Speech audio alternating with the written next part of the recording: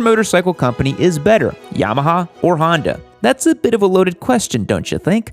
Lucky Honda was founded in Japan in 1948 by Soichiro Honda. The company started out as a producer of small engines and soon expanded into the production of full-blown motorcycles in the late 1940s with motorcycles like the Honda Dream.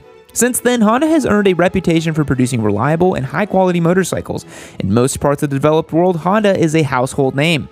In the 1960s, Honda introduced its iconic Super Cub, which became one of the best-selling motorcycles in history and helped establish Honda as a global brand. The Honda Nice campaign, which was used to market the Super Cub, helped establish their brand identity as maker of friendly and approachable motorcycles that even normies can enjoy.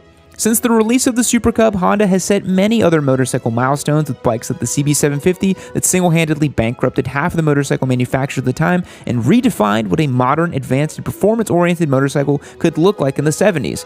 Honda has a long tenure in motorcycle racing as well. They've won multiple championships in World Superbike and MotoGP thanks in part to racers like Marc Marquez, which one could argue that Marc has kind of single-handedly carried Honda in the last few years, but whatever, that's not what this video is about. This racing pedigree led to many advancements in Honda's superbike class, with motorcycles like the VFR 750R, the RC51, and the CBR 1000RR Fireblade. Motorcycles like this have proved time and time again that Honda doesn't just make scooters for suburban moms, but world-class superbikes as well. Not to mention their success in off-road and touring motorcycles, but more on that later. Yamaha Motorcycle Company was founded in 1955 by Junichi Kawakami. They originally produced musical instruments and motorcycle engines. Man, I love the cross-plane crank sound on my Yamaha baby grand piano. Just like Honda, Yamaha expanded into the production of complete motorcycles as well. Yamaha's first bike was the YA1, which was released in 1955 and was powered by a 125cc two-stroke engine. The YA1 was a successful motorcycle that helped to establish Yamaha as a major player in the motorcycle industry. All modern standards, Yamaha currently produces more exciting motorcycles than Honda. I'm just going to say it. But this wasn't really the case back in the day when everyone was trying to outdo the CB750. Yamaha made good bikes then without a doubt, but their best bike at the time was like other UJMs, sort of like the XS 1100, which was sort of like Yamaha saying, we'll do the same thing you did with the CB750, but make it bigger. By the 1980s, Yamaha was making exciting motorcycles like the two-stroke RD350, the ultra muscle cruiser like the Yamaha VMAX, and the Dakar Rally winning XT500. By the late 90s, Yamaha had solidified their racing machines and created sport bikes that had become considered the gold standard like the 600 class R6 and the 1000 class R1. Yamaha has had their fair share of success on the racetrack as well. Kenny Rogers won multiple MotoGP championships in the 70s, as did Wayne Rainey in the 90s, and of course, Valentino Rossi in the 2000s. These win streaks definitely didn't hurt Yamaha becoming a sought-after brand for fast boys in the peak of sport bike hysteria, but one can argue that Valentino Rossi, much like Marquez currently, carried the torch for Yamaha very, very well. So now that we know a little bit about each brand's history, let's talk more about some of the ways they are perceived in the present day. Honda has been known for reliability and approachability for forever, but today, just about every Japanese motorcycle manufacturer is regarded as having the same scrupulous quality control standards and engineering practices. So where does that leave Honda? If you can get a motorcycle from Honda that is reliable and well built, but for a little bit sterile and soulless motorcycle, or a Yamaha that is just as reliable but has a little more style and character, which would you pick? I mean, if the sales data tells us anything, many people are still going with Honda. In 2012, Honda sold 15 million motorcycles worldwide, while Yamaha sold just 4.5 million. By all considerations, that is still a lot of motorcycles, but it is just 1/3 of Honda's total.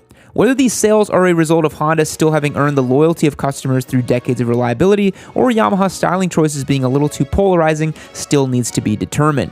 Or it may just be that Honda sells a boatload of 125s abroad. So why don't we look at some different motorcycles currently made by each company, and I will give you a good old-fashioned Yaman Noob analysis. Before we start inspecting some spec sheets, I wanted to take a minute to talk about something important. The fact that you've been riding your motorcycle without gloves on. Don't try to deny it. My friend Denise saw you ride past the food line and she said your hands were bare. I'm not mad. I'm just disappointed. No Mountain Dew for a week for you. Has this ever happened to you? Your mom's nosy friend spills the beans that you're defying the tenets of ATGAT? Well, can you blame her? Don't be a bozo. Get yourself some high-quality gloves that will keep you safe. You only have 2 hands after all. I like the EVS Sports Ascent gloves over at shop.yamanoob.co. These gloves are perfect middle ground of great protection, but all day, any ride comfort. They're breathable, lightweight, have touchscreen sensitive index fingers and thumbs. They have padded leather palms, molded finger bands, and carbon fiber knuckle protection. So you can have track day level protection with morning commute comfort and convenience. We've got them in stock over at shop.yamanoob.co, so go and check them out. By the way, EVS did not pay us to say this. We're saying it because we want to sell you some great gloves over on shop.yamanoob.co. So head over there. Now back to the debate. It is pretty common knowledge that smaller motorcycles are sold in higher quantities. There are more beginner riders or commuters in dense urban areas than there are street Rossi fast boys eager to drop $15K on a brand new R1. And selling small bikes is Honda's bread and butter. They've sold more Super Cubs than any other motorcycle in the world. Plus, you have the slightly off-road friendly Trail 125 and Honda's entire mini moto line with the Grom, Monkey, and Navi. So I think in the mini bike segment, Honda will always be the king. Yamaha makes some scooters and a 125cc bikes for the Euro markets like the R125, the MT125, and the XSR 125, but considering Honda sort of invented the game and the genre, I think they're going to take the W on this. If we're talking about entry-level sport bikes, the Yamaha R3 is pretty uncontested, not just outperforming the Honda CBR 300R in just about every way, but most other bikes in the class as well, except for the Ninja 400. And I'm not just saying this because it is the bike the channel was founded on. The R3 is slightly making more power with its parallel twin engine. They look a lot better in my opinion and are significantly more fun to ride. It's got the R-bike styling. That's the whole thing with Yamaha. Come on. The issue with beginner bikes is that the rider will really have no basis for comparison, so I'm sure someone could be happy with either motorcycle, but because we're talking best, I think the R3 wins in this beginner bike category against Honda. I think the same thing can be said for the MT-03 and the CB300R, the naked bike versions of those latter sport bikes. The actual middleweight category for companies is massive, so bear with me here as I try to articulate this in a cohesive way. If we're talking middleweight 600 class race bikes, there is the Yamaha R6 and the CBR 600RR. The Japanese 4-cylinder 600s, excluding the ZX6 from Kawi, are really quite similar, and their differences in their riding experiences are slight. Honda makes the CBR 650R, which is their kind of detuned, street-going 4-cylinder sport bike that's making far less power than the CBR 600R, while still having the awkward power band of a 4-cylinder, even though this bike is pretty great. Whereas the Yamaha R7 kind of redefined the street-oriented sport bike with the 270-degree parallel crank from the MT-07, paired with the aggressive sporty looks and the very usable power band. Not to mention that sweet exhaust note. As far as naked bikes go, Yamaha kinda takes the cake with little question. Having practically invented the now ubiquitous genre, Yamaha's middleweight naked bikes are the gold standard. The MT-07 is a fun naked bike with the pokey parallel twin with the short wheelbase, upright ergonomics, and now features an updated tech package with a TFT display. Honda's CB650R is nice and well made, but unless you're shopping for peak horsepower numbers, I think most people would gravitate towards the MT. But that Honda Hornet is on the horizon, and it remains to be seen whether it's going to be more popular than the MT-07. But it's not out yet, so I can't really compare. The MT-07 is a more adult, beginner-friendly bike and cheaper and arguably more fun. The CB650R is making more peak power and has a little bit nicer of a feel, but lands in this awkward middle ground of trying to be too much bike for a new rider while being less capable than MT-09. Honda doesn't really have a bike that compares to Yamaha's MT-09, which features an 890cc crossplane triple, a 6-axis IMU, a quick shifter, and so on and so forth, all for less than $10,000. The only thing faulting the MT line from Yamaha is the styling. Some people love it, some people hate it, but that's the risk of making a bike look with some edge. And if you don't like the Transformer Cyborg look, the Yamaha XSRs offer a more retro classic look with all the MT hooligan energy. For leader bikes, we're looking at the Yamaha R1 versus the CBR 1000RR and the MT10 versus the CB 1000R. Yamaha's bikes have the crossplane 4-cylinder engine, which should make them win the category automatically. Let's be honest, Yamaha is better. The CBR 1000RR Fireblade is cool, but it costs nearly 30 grand. So it sounds like I'm simping pretty hard for Yamaha, but honestly, when it comes to both fully fared sport bikes and naked bikes, I just feel like Yamaha has a little bit more going for them. But that doesn't mean that Honda doesn't bring more to the table in just about every other category.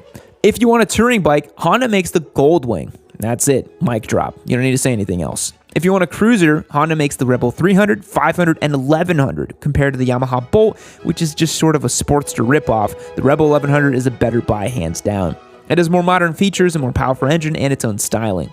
If you're looking for dual sport bikes, Honda wins as well. Considering Yamaha only sells the T-Dub and the XT250, there isn't much of a comparison because they discontinued the WR250, which was so dumb in my opinion. Bring it back, Yamaha. Make a WR350 and a 500. Let's go. But Honda's CRF 300L and 450L are some of the best dual sport motorcycles in the market that come closest to rivaling the stylish and bespoke Euro spec bikes from KTM and Husky. As far as adventure bikes go, Yamaha has the Tenere 700, which doesn't have an exact competitor in the class by Honda, but the Africa Twin is considered to be a more capable off-road bike compared to the larger Super Tenere.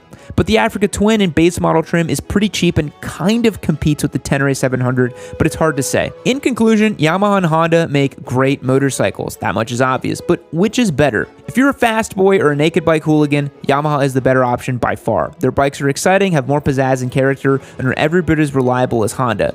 If you're looking for anything else, like a cruiser, a dual sport, a mini bike, an automatic bike, or any other motorcycle that isn't a sport bike or a naked bike, Honda's going to offer so much more. Honda always makes sure to have a little bit of everything on the menu, which probably doesn't hurt in their pursuit of murder on call with the fight now. 20 years and it seemed like a lifetime. I've been hanging every day from a lifeline. Why these fuckers tell dinner every night?